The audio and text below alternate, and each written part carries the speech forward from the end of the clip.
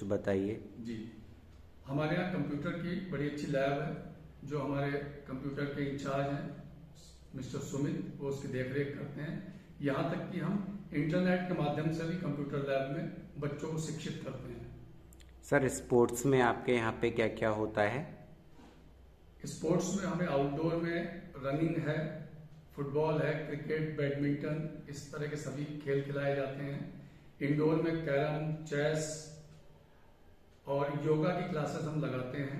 इसके अलावा संगीत की भी बहुत अच्छी व्यवस्था श्रीमती माधवी हैं, संगीत की शिक्षिका, जो कि काफी पारंगत हैं, शास्त्रीय संगीत में भी हैं और उन्होंने प्रभाकर किया हुआ है और हमारे बच्चों को उसी हिसाब से वो शिक्षित भी कर रही हैं। सर आजकल व्यक्तित्व विकास बहुत जरूरी है, तो क्या आपको लगता है शिक्षा के अलावा शारीरिक रूप से फिट रहना भी बहुत आवश्यक है? जी, मैं पूरी तरह आपकी बात से सहमत हूँ।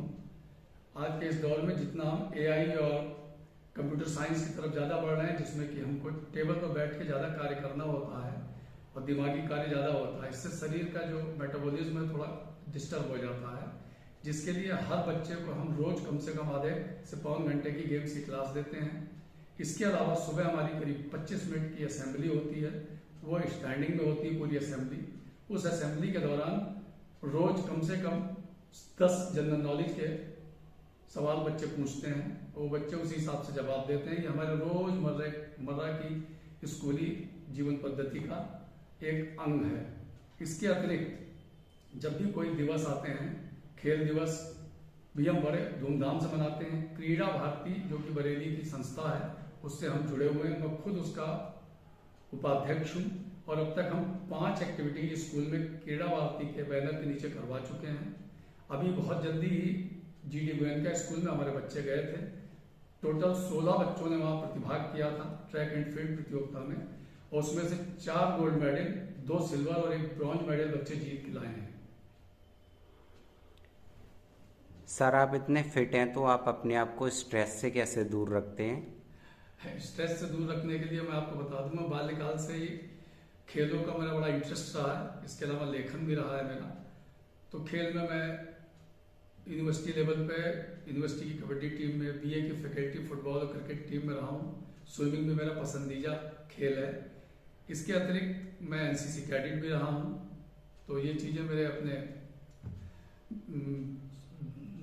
जहन में बसी हुई हैं और उसी हिसाब से अपने स्वास्थ्य का ध्यान रखता हूँ। रोज सुबह मैं योगा करता हूँ। इसके अतिरिक्त शीर्षासन पिछले 25 वर्ष से मैं कर रहा हूँ और मैं उम्मीद करता हूँ कि जैसे मैं फिट हूँ, अपने छात्रों को भी फिट रखूँ, मेरे शिक्षक भी फिट रहें। सर आजकल के बच्चे दैनिक समाचार अखबारों से दूर हैं। आजकल के छात्र मोबाइल का ज़्यादा उपयोग कर रहे हैं, तो आप अपने इस पे क्या विचार देना चाहेंगे?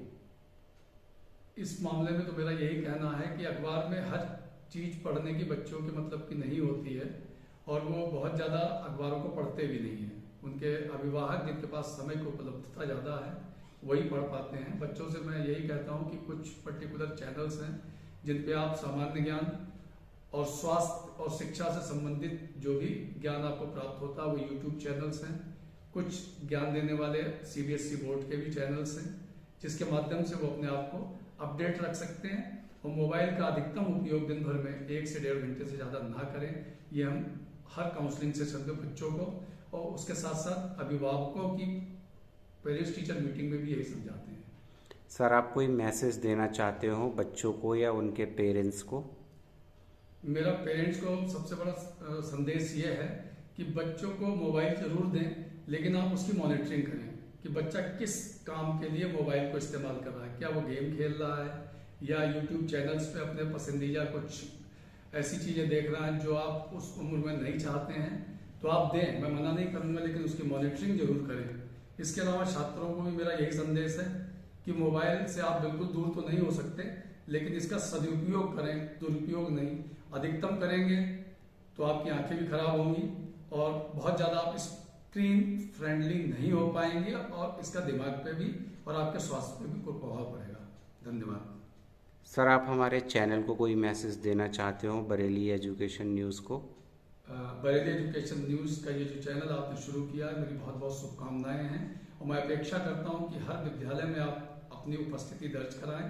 वहाँ के प्रधानाचार्य उनका विजन, बच्चों को वो किस तरीके से विकसित करना चाहते हैं, किस तरह की शिक्षा प्रणाली से उनको अवगत कराना चाहते हैं और समाज में एक अच्छा नागरिक बनने की शिक्षा कैसे दी जाती है।